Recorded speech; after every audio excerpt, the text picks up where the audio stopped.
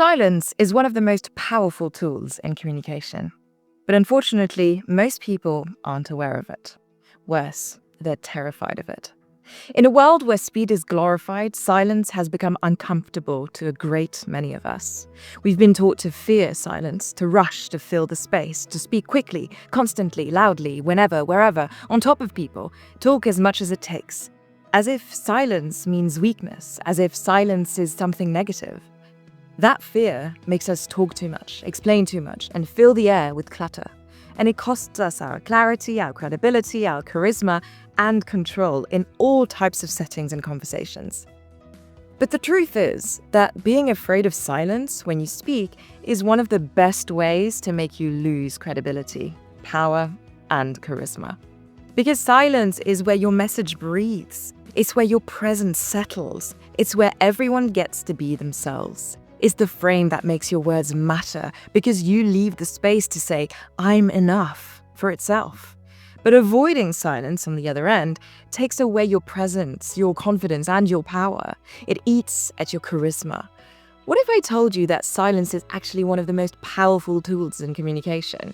Well, that is exactly what I'm going to do, because today, in this video, I'll show you how to use pauses to speak with presence, power, and clarity in meetings, presentations, negotiations, and even difficult conversations. This is the power of silence, or how to use pauses to speak with impact. Hi there, I'm Natisha, actor and communication and public speaking coach, here to help you become a stronger and more impactful communicator by helping you enhance your communication skills to create connections that matter. One conversation at a time. Let's start with a question we are all asking. Why have we come to fear silence so much? One of the first reasons we fear silence is because we've become uncomfortable with stillness, with what is now called boredom. We live in a world of constant stimulation, screens, phones, notifications, emails, quick replies, instant feedback. And because of this, our brains have literally been rewired to avoid silence. It's called neuroplasticity, and studies from Harvard and Stanford have shown how our reward systems are shaped by speed and repetition, be it good or bad. That's one of the reasons why, when there's a pause in a conversation, we feel anxious, like something's wrong, like we're being judged. Why we fill the silence with ums and likes and you knows. Anything to avoid awkwardness. Because the brain is simply not used to it anymore. But the truth is, silence is not awkward. Silence is a skill. Silence is amazing.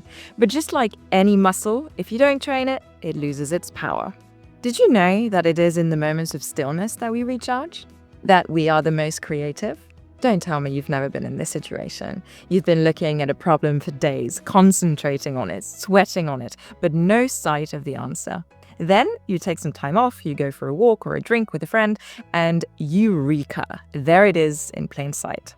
Why on earth did this seem so difficult? The answer was so simple. Yep, that's your brain's creativity expanding in the space that you give it. And that is one of the ways silence is good for you.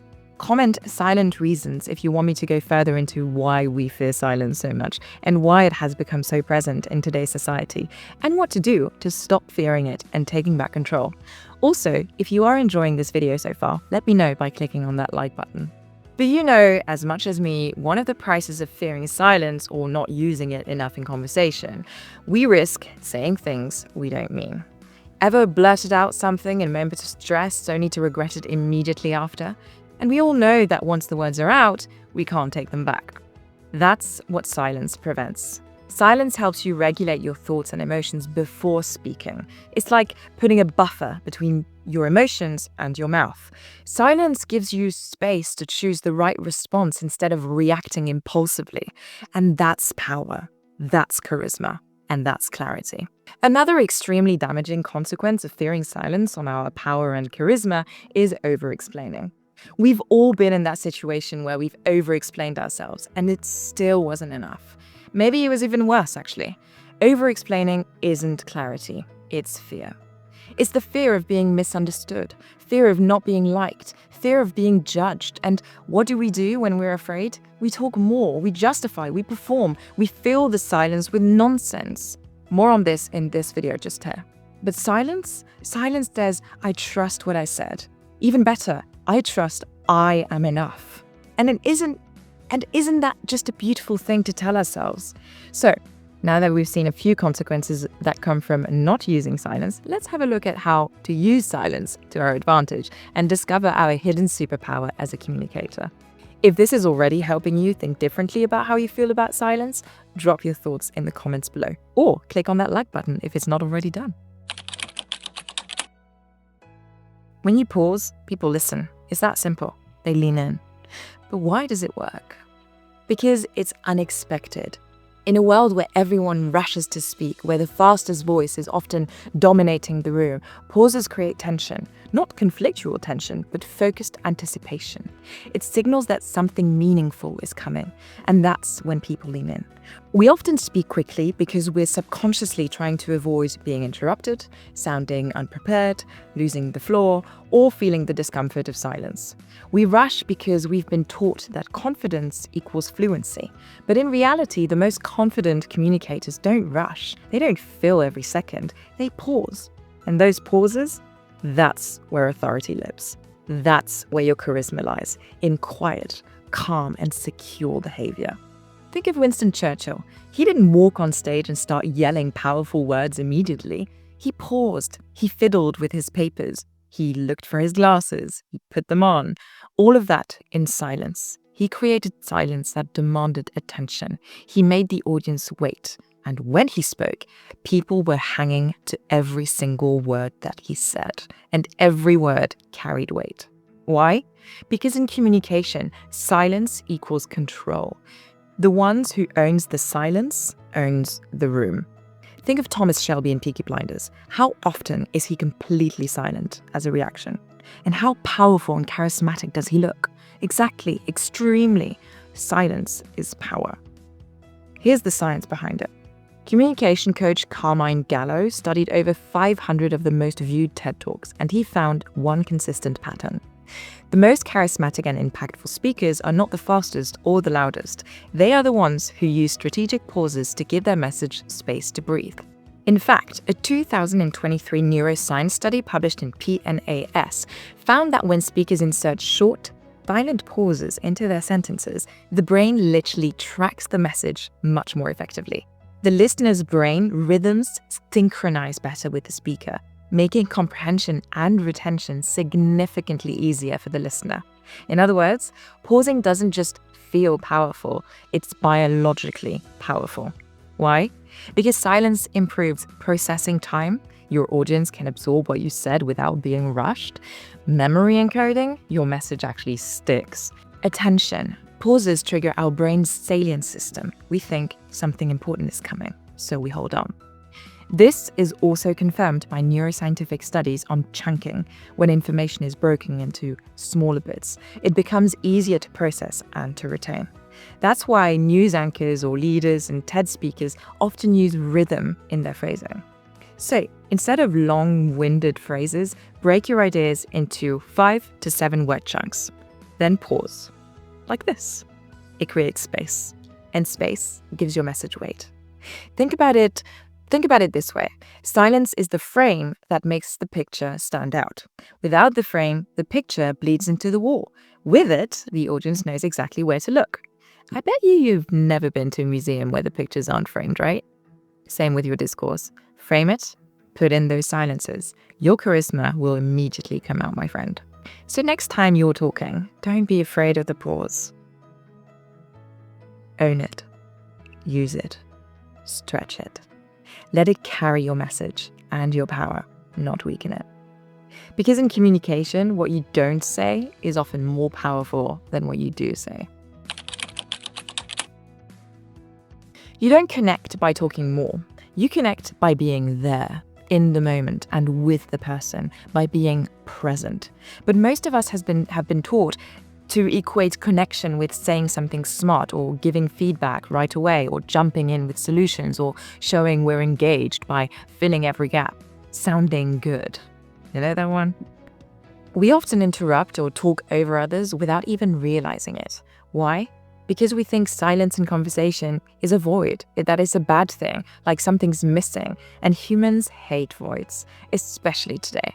There's a psychological principle for this: ambiguity aversion. In psychology and decision theory, ambiguity aversion describes our tendency to prefer known risks over unknown ones, a bias known as the Ellsberg paradox. The Ellsberg paradox shows exactly why silence makes us squirm. Imagine two urns. Urn A has 50 red and 50 black balls. Urn B, the ratio is unknown. Drawing a red ball wins you money. Most people pick urn A, not because it's safer, but because it's clear. We're not afraid of risk. We're afraid of uncertainty.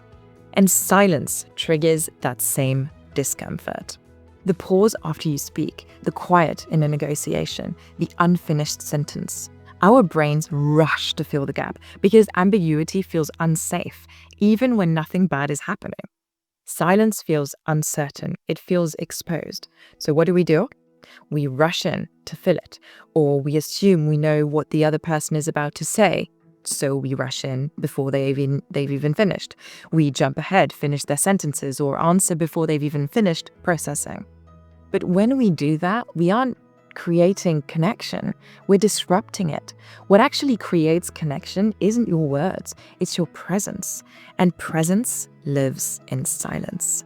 Because presence is how you listen, not how you talk. And we, super communicators, want to create connection because it's the most important part of communication.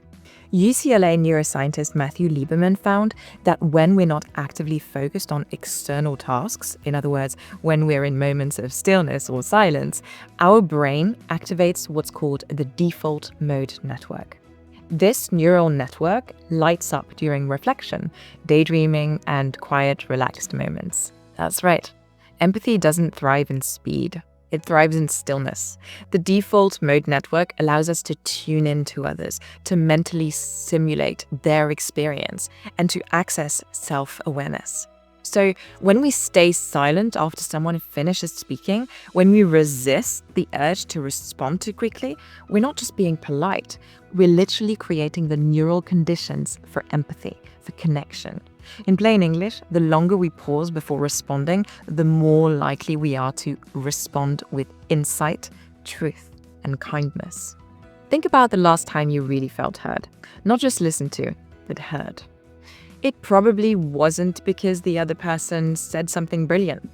It was because they gave you space. They didn't rush. They didn't jump in. They let you finish. They listened in silence. In a professional context, the ability to hold space in silence does three things. It builds psychological safety. People feel safer opening up when they're not interrupted. 2, it shows authority and patience. You don't need to dominate the space because you trust yourself and you have nothing to prove because you know you are enough. And 3, it reveals what's unsaid. When you stay silent, people often reveal their deeper concerns, their doubts, or their truths. They are more willing to connect authentically. One of my favorite metaphors to describe this is the talking ball. Imagine every conversation is a game of catch. When it's your turn to speak, you're holding the ball. When you're done, you mentally toss it. You don't speak again until it's tossed back to you. Sounds simple, but try it. You'll realize how often you jump in before the ball has time to come back. How often we want to snatch the ball out of the other person's hands. And just like in real life, when you interrupt a pass, the whole thing breaks down. It not only kills the game, it leaves the players frustrated too. And that's just a shame, isn't it? Here's another practical tip you can implement right now. After someone finishes speaking, count to 2 in your head before saying anything. Not to perform, not to be clever, but to truly receive what they said. Those 2 seconds might feel long at first, especially in high pressure moments, but with practice, they will become your most powerful communication tool. Because in those 2 seconds, the other person feels acknowledged. You have time to breathe and respond, not react, but think before you speak. And you shift the conversation from transaction to connection. Silence isn't passive. It's relational and emotional intelligence. It says, I'm here, I'm with you, I'm listening. You don't need to rush. We're all right. That's what makes people feel safe. That's what builds connection. That's what transforms communication from functional or transactional to real, meaningful, and authentic. If this is starting to click with you and you're already thinking about the silences in your lives, download the free communication sheet I've linked in the description below. And while you're at it, give the video a thumbs up if you haven't already. And maybe just maybe think of subscribing to this channel. Just a thought, my friend. Just a thought. For our last point of today's video to unlock the power of silence, let's talk about one of the most common communication traps we all fall into, especially under pressure: overexplaining. Now, I know you've been there because I have numerous times, too many times. You make a point and then you feel like you need to soften it or clarify it or justify it or wrap it up with a bow so no one misinterprets you or thinks that you're too blunt. But here's the truth. The more you explain, the less powerful you sound. Because in truth, no one likes people that talk too much. Over-explaining actually communicates insecurity, not clarity. It shows that you're not entirely sure you're allowed to take up that space, that you think your no needs to be sweetened, that your price needs to be rationalized, or that your position needs to be relatable. But powerful communication and real charisma is not about pleasing. It's about being anchored in yourself. Psychologists call this self-monitoring bias, when your brain constantly edits your words while you're speaking to avoid rejection or conflict. Studies published in the Journal of Personality and Social Psychology found that people who try to explain or justify themselves too much are actually perceived as less trustworthy, less competent, and less confident, even if their arguments are valid. This also links to the ambiguity aversion that we talked about earlier. When we leave silence in a conversation, the other person has to sit with their own thoughts, and that makes people uncomfortable. So they rush in to fill the silence, thinking that they're being helpful, but really, they're giving their power away. Chris Voss, former lead FBI hostage negotiator, trains agents to say their piece and then stop. Just pause. Just let the silence work. He calls this tactical empathy. It's the art of stating something firmly and clearly without apology, and then creating space for the other person to react, not to fight them, but to understand them, to sit with them on the same side rather than in opposition to them. Because when you stop talking, the other person starts revealing. They fill the gap, they justify, they negotiate with themselves. They start telling us what they need, and then we can just give that to them. By being silent, you let the others do the work for you. Easy peasy. Told you, it was a superpower. So, next time you want to reclaim control in a conversation, try this. Say your point, then take a sip of water. Look down at your notes. Maybe write something down on your notepad. Don't rush. Let the silence breathe. That is what we call the stall at Lumiere. It does two powerful things. It gives you a second to regroup, to stay in control of your energy and review your message and your thoughts. And it forces them to sit in silence, and often they'll reveal more than they intended to, just to break the tension. This is especially effective in negotiations. Let them come to you. Want more communication tips on negotiation? Comment negotiation master in the comments below. And also, if you've made it this far and you're not subscribed yet, what are you doing?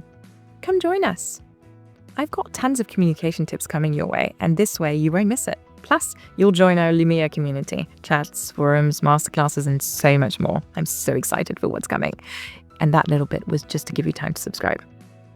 Let's come back to our point about stopping over-explaining by using silence. Let's say you're discussing pricing of your work. Instead of saying, well, I usually charge 250 euros an hour, but if that's too much, we can find a solution, or I can maybe do a package. Try this instead. We charge 250 euros an hour. That's the price we're comfortable with, and we are worth every penny. Don't move. Don't fidget. don't unlock eye contact. Let the silence hang. Let it do the heavy lifting. You'd be surprised how often people accept your boundary in that pause, because your stillness communicates certainty. This applies just as much as the previous example in personal relationships. You don't need to justify why you said no to a dinner invite. You don't need to explain why you need time to think. You don't need to write a 400-word text message explaining your boundaries. I'm not available this week. Pause. Let them react. Because here's the deal. Silence is not passive. Silence is powerful. And so are you, my friend. Brené Brown says this: silence isn't weakness, it's clarity. And clarity, real, unshakable clarity, is contagious. When you stop over-explaining, people stop questioning you. When you stop justifying, people start respecting your boundaries.